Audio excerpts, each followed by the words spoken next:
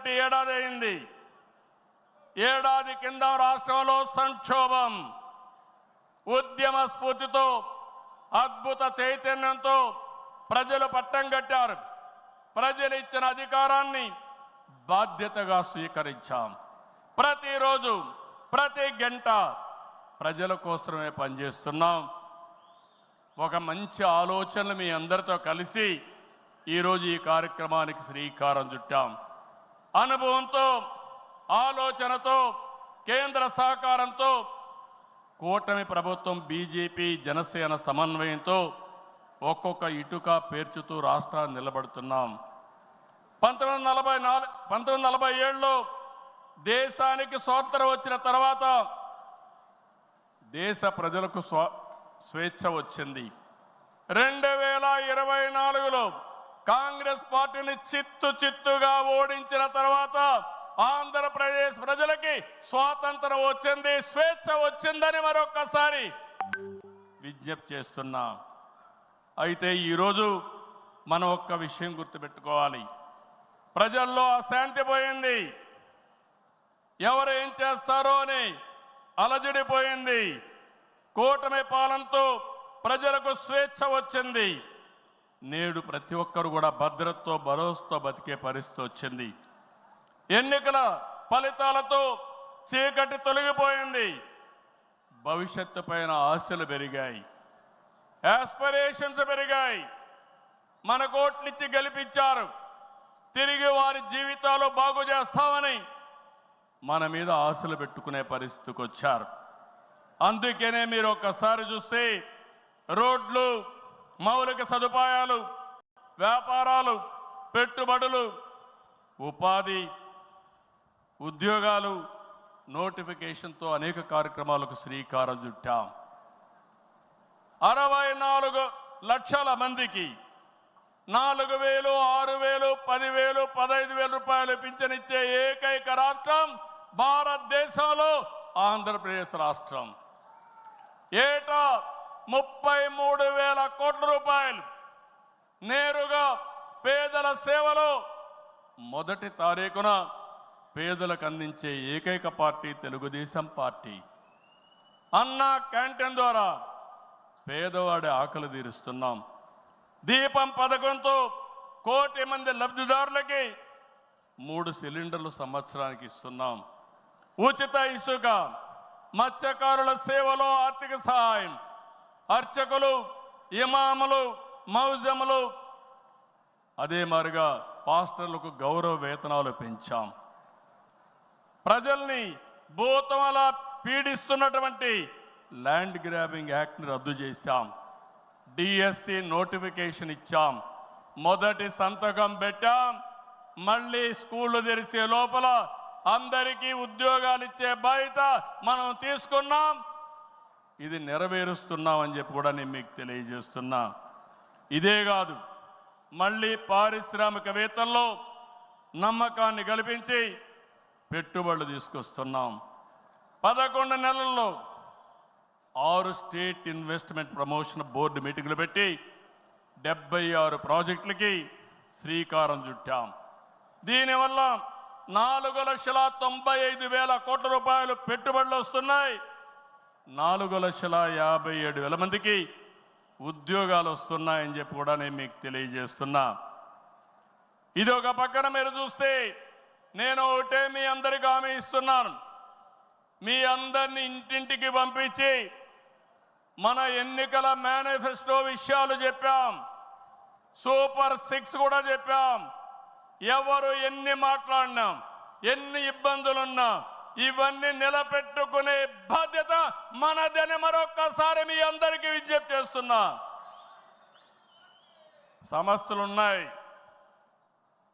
10 లక్షల కోట్ల రూపాయలు వారసత్వ అప్పు, 1,20,000 కోట్ల రూపాయలు బకాయిలు, ఏదైతే బిల్స్ మాత్రం బకాయిలు. అందులో తెలుగుదేశం పార్టీ అంటే కక్షగట్టి నీరు చెట్టు కానీ, నరేగా కానీ మీరు చిన్న చిన్న పనులు చేసుంటే అవన్నీ కూడా వారగా పెట్టారు. నేను ఒకటే చెప్తున్నా, అవసరమైతే కేంద్రానికి కూడా చెప్పాం. కావాలని దగ్గర అకౌంట్లు క్లోజ్ చేసే పరిస్థితి వచ్చారు. అన్నీ కూడా ఓపెన్ చేయించాం. కేంద్రంతో మాట్లాడుతున్నాం. మన దగ్గరుండే అన్ని అకౌంట్స్ క్లియర్ చేసే బాధ్యత ఈ ప్రభుత్వం తీసుకుంటాం. నేను స్పష్టమైన ఆదేశాలు ఇచ్చానని ఈ మహానాడులో మీ అందరికీ విజ్ఞప్తి చేస్తున్నా. ఇది కాకుండా తల్లికి వందనం. ఎంతమంది పిల్లలుంటే అంతమందికి తల్లికి వందనం మీ కిందన పాఠశాలలు ప్రారంభించే ముందరే వాళ్ళకి ఇచ్చే బాధ్యత మనదని మరొకసారి విజ్ఞప్తి చేస్తున్నా. అన్నదాత రైతుకి న్యాయం చేసే పార్టీ తెలుగుదేశం పార్టీ. రాయలసీమలో హార్టికల్చర్ హబ్గా తయారు చేయడం, ఆంధ్రాలో అక్వాకల్చర్ని ప్రోత్సహించడం, అదే మరి గిట్టుబాటు ధర ఒకసారి ఇబ్బందులు వచ్చినా ప్రతి ఒక్క రైతును ఆదుకునే కార్యక్రమాలు చేశాం. ఇటీవల మీరు చూస్తే మిరప రైతులకు ఇబ్బంది వస్తే కేంద్రంతో మాట్లాడాం. ఇంకో పక్క కోకో రైతులకు ఇబ్బంది వస్తే సబ్సిడీ కూడా ఇచ్చి మార్కెట్ ఇంటర్వెన్షన్ చేశాం. ఇంకో పక్కన మీరు చూస్తే ఏదైతే రాయలసీమలో మామిడి రైతులకు ఇబ్బంది వస్తే వాళ్ళ తరపున కూడా చర్యలు తీసుకుంటున్నాం. అంతేకాదు ఇక్కడికి వచ్చినప్పుడు పొగాకు రైతులకు ఇబ్బంది వస్తే వాళ్ళకు కూడా ఇంత రేట్ అని తప్పకుండా ఇవ్వాలని ఇది పెట్టుకున్నాం.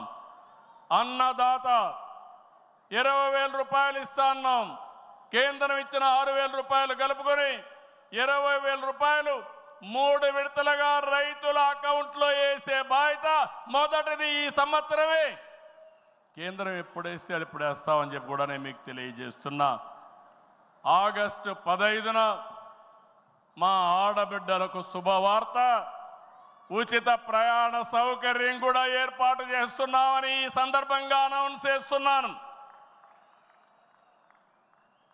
ఇవన్నీ చేస్తూ ఈరోజు మీరు గుర్తుపెట్టుకోవాల్సింది, ఈ మీటింగ్లో చెప్తున్నా, ఎన్నికల ముందు చెప్పాం సంపద సృష్టించాలి, ఆదాయాన్ని పెంచాలి, ఆ ఆదాయాన్ని తిరిగి సంక్షేమానికి ఖర్చు పెట్టాలి, మళ్ళా అభివృద్ధి ఖర్చు పెట్టాలి. ఇది ఒక సైకిల్ కింద ప్రజల్ని శాశ్వతంగా ఎంపవర్మెంట్ చేసే కార్యక్రమానికి శ్రీకారం చుట్టాం. ప్రతి ఒక్క వ్యక్తికి రాష్ట్రంలో ఒక భద్రత ఇవ్వడం మన బాధ్యత.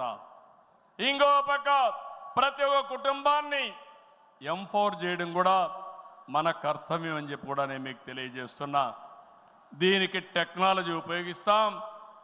నేను ఇప్పటికే మీరు చూస్తూ ఉంటారు, కడాన మన కార్యకర్తల్ని ఎంపిక చేయాలన్నా, మన నాయకుల్ని పదవులకు పార్టీ పదవుల్లో ప్రభుత్వ పదవుల్లో ఎంపిక చేయాలంటే కార్యకర్తల అభిప్రాయాన్ని, ప్రజల అభిప్రాయాన్ని తీసుకునే ఈ పార్టీ ప్రభుత్వ సర్వీసుల పైన కూడా ఎప్పటికప్పుడు ప్రజాభిప్రాయం సేకరించి ఎవరైనా అధికారులు పనిచేయకపోతే పని చేయించే బాధ్యత, ప్రజల అభిష్టం ప్రకారం పనిచేసే బాధ్యత మనం తీసుకుంటామని మరొకసారి తెలియజేస్తున్నా. అందుకే టెక్నాలజీ మొట్టమొదటిసారిగా ఐటీ మినిస్టర్ గారి ఆధ్వర్యంలో వాట్సాప్ గవర్నెన్స్ తీసుకొచ్చాం. ఇదో గేమ్ చేంజర్. రేపు రాబోయే రోజుల్లో మీరు గుర్తుపెట్టుకోండి, ఎక్కడికి పోయే పని లేదు. దర్జాగా ఒక మెసేజ్ ఇస్తే ఆ పని చేసి మళ్ళీ రిపోర్ట్ చేసే బాధ్యత ఆ అధికారి తీసుకుంటాడు. దాన్ని సూపర్వైజ్ చేసే బాధ్యత మన పార్టీ తీసుకుంటుందని చెప్పి కూడా నేను మీకు తెలియజేస్తున్నా. దీనివల్ల అవినీతి పూర్తిగా తగ్గిస్తాం. ఇంకొక విషయం కూడా మీ అందరికీ చెప్తున్నా, భవిష్యత్తులో ఇప్పుడిప్పుడే కాదు,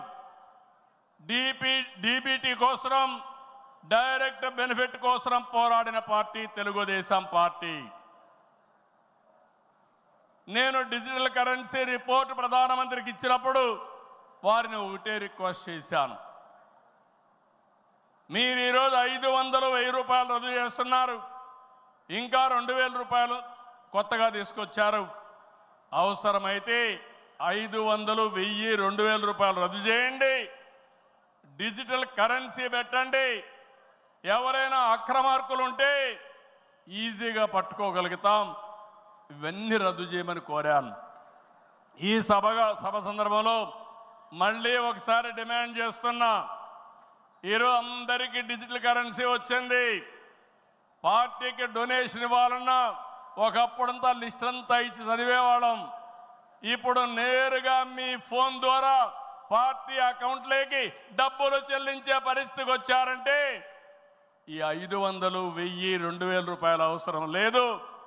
రాజకీయాల్లో డబ్బులు పంచే అవసరం ఉండకూడదు.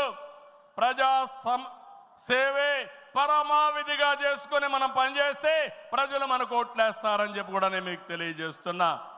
మీరు నాతో ఏకీభవిస్తున్నామంటే అన్ని పెద్ద పెద్ద నోట్లన్నీ రద్దు చేయాలని గట్టిగా చప్పట్లు కొట్టి హర్షాన్ని, ఆమోదాన్ని తెలియజేయండి.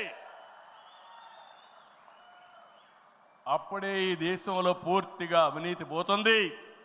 దీనికి కూడా మనం శ్రీకారం చుడతామని చెప్పి కూడా నేను మీకు తెలియజేస్తున్నా.